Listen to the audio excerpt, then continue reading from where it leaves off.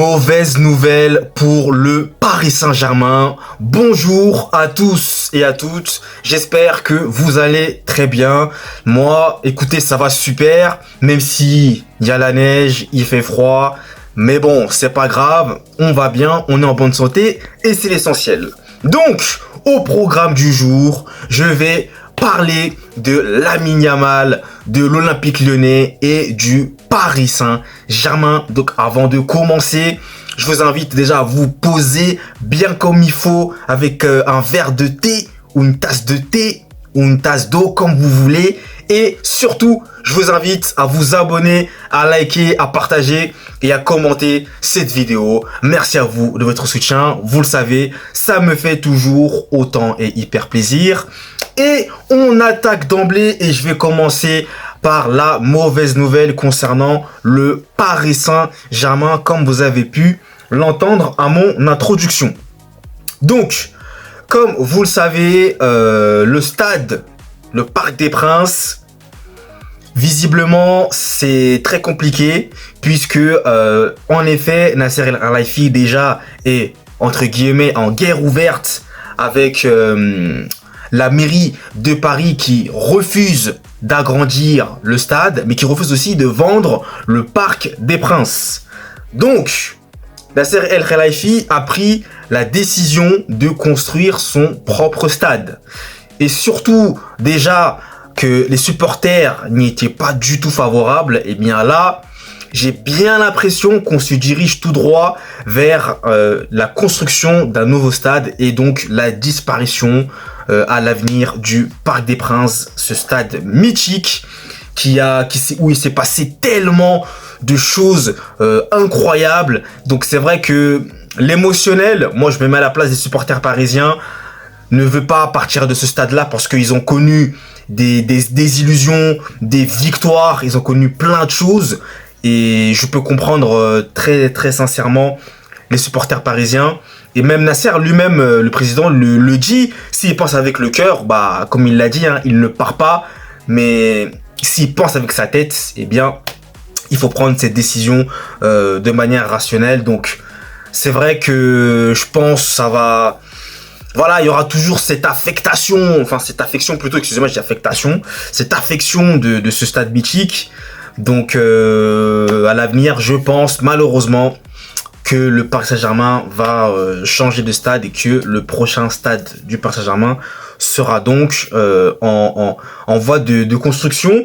Et pour conclure, j'aimerais aussi vous informer que le nouveau centre d'entraînement est désormais situé à Poissy, donc c'est pas très loin en plus, hein, on peut y aller en ERA, c'est très pratique pour moi en tout cas. Bon, j'ai ça, si je peux aller voir les matchs ou je peux aller voir les entraînements de Paris, ça serait c'est bien, c'est pas mal. Mais bref, en tout cas, petite parenthèse.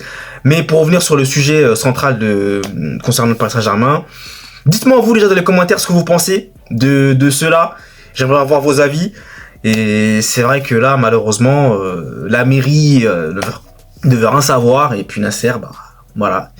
Là, en fait, on ne laisse pas trop le choix. Lui, il voulait faire agrandir le stade, ils veulent pas, donc il veut construire son propre stade. Après, c'est vrai qu'il veut aussi se calquer sur les gros clubs qui ont une capacité, je sais pas, de 80 000, voilà, d'accueillir 80 000 supporters.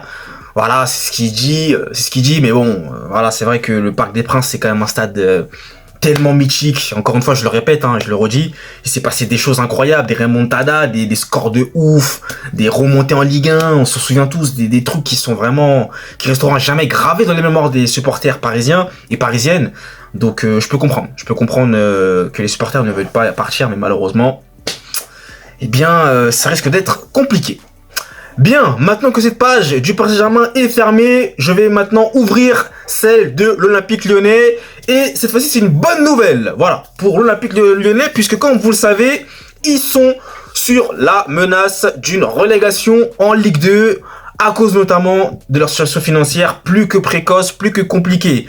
Mais fort heureusement, ils vont nouer dès la saison prochaine un partenariat avec le constructeur de jardinage et de bricolage qui se nomme Stanley. Donc ça va pouvoir permettre à l'Olympique Lyonnais de renflouer un petit peu les caisses. Et ça, c'est plutôt une bonne nouvelle. Donc, même si la dette actuellement de Lyon est de plus de 500 millions, c'est énormissime.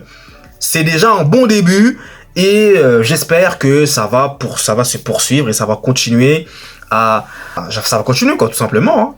Enfin, afin que l'Olympique Lyonnais puisse avoir une situation financière plus que stable et ne pas avoir cette menace qui est sous sa tête, à savoir une relégation en Ligue 2.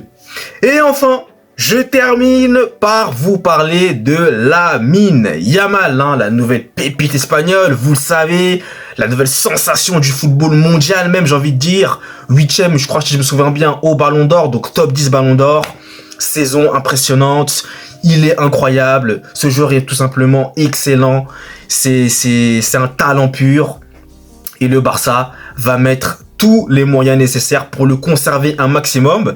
Et je les comprends, puisque un talent comme cela, il faut le sécuriser. Donc le Barça, d'après le magazine El Chiringo, je sais pas si c'est un magazine, mais bref, El Chiringo, eh bien le Barça a proposé une offre de prolongation de contrat de 6 ans à Lamine Yamal. Et surtout, la chose la plus importante, une clause libératoire fixée à 1 milliard d'euros, ce qui est logique, voilà, on s'y attendait un peu tous, hein, je le pense, afin que, beaucoup de clubs prennent peur et soient vraiment, n'aient pas l'envie d'acquérir Lamine Yamal. Maintenant, c'est vrai qu'il y a quand même les clubs saoudiens qui peuvent se permettre de payer cette clause-là, donc... Maintenant, je pense pas que Lamine Yamal ça se désire déjà d'aller là-bas. Enfin, c'est pas vraiment dans ses projets, je pense, à l'heure actuelle. Mais pour ce qui concerne les clubs européens, ça va clairement dissuader des concurrents potentiels. Donc, ça écarte un petit peu tout ça. Et surtout, le Barça pourra conserver sa pépite de la Masia, vraiment, ce centre de formation du Barça là qui sort des talents comme ça, c'est impressionnant.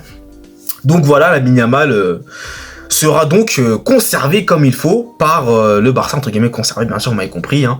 Voilà, donc écoutez, eh bien je pense que cette vidéo prend désormais fin. Hein. Voilà, j'ai dit ce que j'avais à vous dire, donc n'hésitez pas à me dire dans les commentaires ce que vous pensez. Voilà, vous savez déjà, et nous, vous le savez, on se retrouve très vite pour de nouvelles vidéos. D'ici là, passez une très bonne journée sous cette neige. Allez, peace!